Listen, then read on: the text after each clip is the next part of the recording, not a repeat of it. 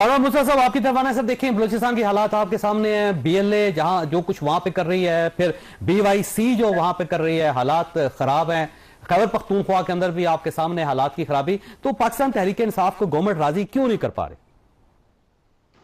देखिए, गवर्नमेंट अगर सच्चे दिल से चाहे तो मेरा ख्याल है कि ये राजी हो भी सकते हैं। कोई ऐसा इशू नहीं है। एक इमरान खान साहब को लेके आने का या इमरान खान साहब से मुलाकात कराने का मसला रह गया था ना, तो करवा देते, क्या अर्ज था। मुलाकात जो है ना, वो पहले भी जो है ना, वो ऐसे आर्ड आवर्स में भी होती रही हैं, जेलों में मुलाकातें होती रही हैं, जेलों से कैदी निकाल के इधर उधर मुलाकातें होती रही हैं। तो ये कोई इतनी खास बात नहीं थी। अगर गवर्नमेंट चाहती या गवर्नमेंट के अलावा रियासत चाहती तो ये मुलाकात यकीनन हो सकती थी, या उनको लाया भी जा सकता था, या चले और दूसरी इसका दरमियानी रास्ता भी निकाला जा सकता था कि उनको वीडियो लिंक पे ले लिया जाता कि ये ले जी आपने जब स्पीच करनी हम आपको भी सुन लेंगे, आपको वीडियो लिंक पे ले लेते।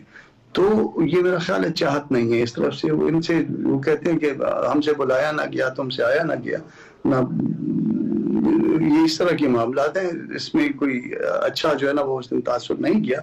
मगर इसके साथ साथ जो है वो एक और बात भी है कि गवर्नमेंट जो है ना इमरान खान या पीटीआई पे तो तनकीद कर रही है। उनके अपने लोग जो बहुत जरूरी लोग थे वो मिसिंग थे उस दिन। तो भैया दो अमली है हमारे यहाँ।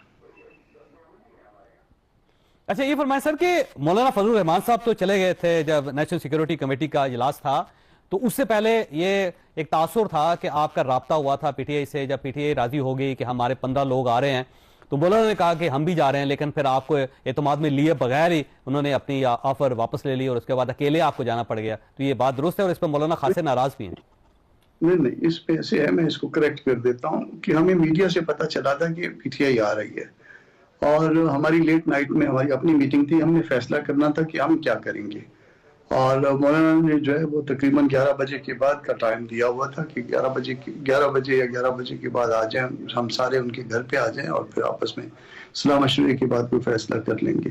तो जब हमने मीटिंग शुरू की तो हमें ये मीडिया के जरिए पता था कि वो आ रहे हैं, और फिर हमने अल्टीमेटली कोई 1-1:30 बजे तक ये फैसला कर लिया कि हम जाएंगे। उसके बाद हम आगे घरों को आ गए, या रोजा सैरी की होगी या सो गए होंगे।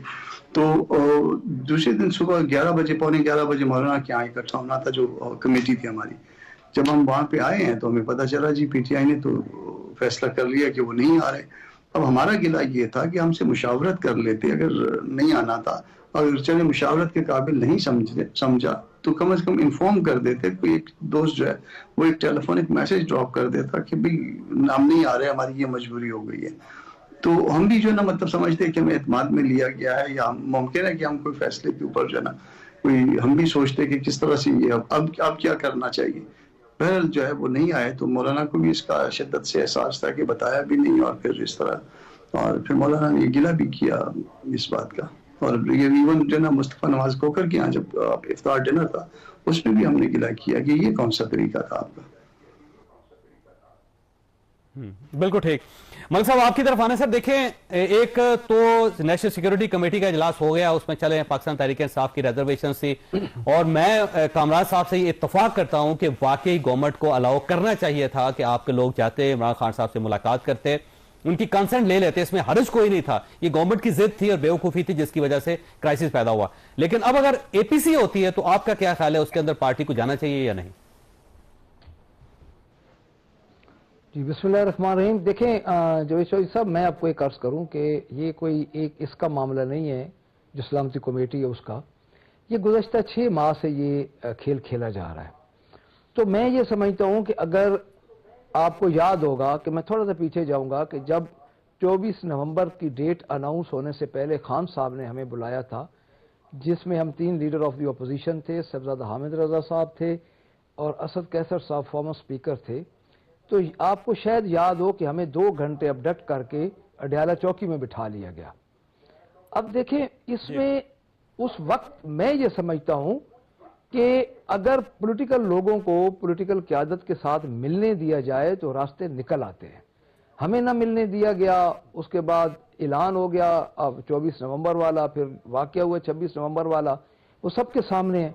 फिर मुज़ाकराती कमेटी बनी, उसमें भी ये बातें हुई कि मुलाकात करवा दी जाए, हमारी एक ही थी। देखिए अब मुलाकात के पीछे क्या एक तासुर ये जाता है जी कि बेअख्तियार हैं। इस तरह नहीं होता सर। जो पार्टीज के सरबराह होते हैं, दो इंडिपेंडेंट पार्टीज के स्टेक होल्डर इधर मेरे साथ मोहतरम बैठे हैं, काबिल एहतराम हैं, तो जब इनकी भी सरबराहों के साथ इनकी मुलाकात नहीं होती तो हतमी फैसला नहीं होता। ये हमेशा सब कॉन्टिनेंट में पर्टिकुलरली ये एक है कि पार्टी के सरबराह के बगैर चाहे जितनी कमेटीज भी बने फैसले नहीं होते। तो अब भी जो सलामती कमेटी वाला था तो एक जेस्टर दे दिया गया कि 14 बंदों का हमने नाम दिया, और उसमें ये बात बिल्कुल ठीक है कि जमीयत उलमा इस्लाम के साथ, चूंकि मैं पहली बात तो ये है कि एक चीज तो बड़ी अच्छी होगी कि हमारी तलखी खत्म हो गई। एक स्टेक होल्डर हैं, एक जमात के ये बड़ा एक मजहबी स्कॉलर हैं मौलाना साहब, और उसमें मैं समझता हूँ कि एक फिक्र को वो लीड करते हैं। तो अब हमारी बातचीत भी चल रही है, तो ये चूंकि उधर इस्लामाबाद की बात है तो इनको राब्ते में रहना चाहिए था। दूसरी बात सर ये है कि इस तरह अगर करेंगे, सलामती कमेटी की मीटिंग में जी एक खान साहब से मुलाकात हो जाती, फर्स्ट स्टेप था हमारा। अगला वीडियो लिंक या पैरोल तो फिर सर दूसरा स्टेप था ना। अगर ये पहला स्टेप ले लेते और मुलाकात करवा देते तो जब पॉलिटिकल लोग जो सब मिलते हैं तो हल निकल आते हैं, कोई ना कोई हल निकल आता है। जिस तरह अमन जरगे में अली अमीन गंडापुर को भेजा गया, खान साहब ने, मैं उस मीटिंग में था, खुद खान साहब ने कहा आप जाओ, एपेक्स कमेटी की बात हुई, उन्होंने कहा नहीं आपको जाना चाहिए। तो बात यह है कि ये जब तक पॉलिटिकल लोगों को मिलने नहीं देंगे तो ऐसी कोई भी कॉन्फ्रेंस या कोई भी इजलास जो होगा उसकी क्या क्रेडिबिलिटी होगी। बलोचिस्तान का मामला है, मुझसे ज्यादा कामरान साहब जानते हैं इस मामले को, लेकिन अगर मैंगल साहब और महमूद खान अचकजई उसमें नहीं होंगे और एक सिंगल लार्जेस्ट पार्टी है वो नहीं होगी, तो मैं समझता हूँ कि उस सलामती काउंसिल का, सॉरी सलामती कमेटी का बाहर क्या असर जाएगा, उसकी क्या क्रेडिबिलिटी होगी, उसके फैसलों की क्या क्रेडिबिलिटी होगी। देखिए अब भी अगर कोई जमहूरी तरीका अपनाया तो ऑल पार्टीज कॉन्फ्रेंस में पाकिस्तान तहरीक इंसाफ इस दहशतगर्दी के मामले में अपनी कौम और अपनी फौज के साथ उसी तरह खड़ी है। ये नहीं है कि हम कोई बहुत अच्छी बात। अच्छा मलिक साहब, मैंने ब्रेक लेनी है।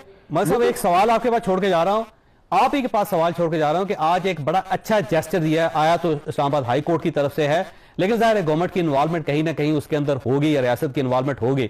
आपकी जो मुलाकातों का इशू था वो सॉल्व हो गया, अब 2 मुलाकातें आपकी इमरान खान साहब के साथ होती रहेंगी। जब एक रास्ता ये निकला है तो अब अगर एपीसी का मामला आता है तो मेरा ख्याल ये है कि उसको ग्रैब करना चाहिए। तो सब आपकी तरफ आने से ये फरमाइएगा कि एक परसेप्शन क्रिएट हुआ पिछले दिनों, और वो ये था कि कुछ लोग हैं जो सीनियर है, जिसमें मौलाना फजलुर रहमान साहब हैं, महमूद अशरफी साहब हैं, ये वो लोग हैं जो बहुत समझदार हैं और इन्होंने पूरी जिंदगी सियासत में गुजारी है, इनको दरमियान का रास्ता निकालना आता है। अगर ये इमरान खान साहब से मुलाकात कर लें तो उसके बाद कोई एक दरमियान का रास्ता निकल सकता है। मुलाकातों का मसला सेटल हो गया तो इम्कान है कि मौलाना इमरान खान साहब के पास चले जाएं, मुलाकात कर लें, उनको दरमियान का रास्ता निकल आए। देखिए अगर रियासत चाहे और हुकूमत चाहे कि कोई दरमियान का रास्ता निकालना है तो मौलाना इसके लिए हाजिर है। हमने अपने आप को एपीसी के लिए भी पेश किया कि हम होस्ट कर लेते हैं। मैंने मौलाना से नहीं पूछा, मगर मैं उनके बिहाफ पे जो है एक कमिटमेंट कर लेता हूं कि जहां मुल्क का सवाल आएगा वो इससे भी आगे जाने के लिए तैयार होंगे। आप तो जेल जाने की बात कर रहे हैं या इससे उनसे मुलाकात की बात कर रहे हैं।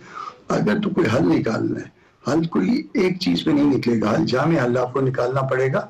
और बहुत सारे इश्यूज हैं, उनको सब कुछ है वो बंद कमरे में बैठ के डिबेट करिए और उसका ऐसा हल निकालिए जिसमें इज्जत का रास्ता हो, जिसमें विन विन सिचुएशन हो, सब जीत जाए, पाकिस्तान जीत जाए।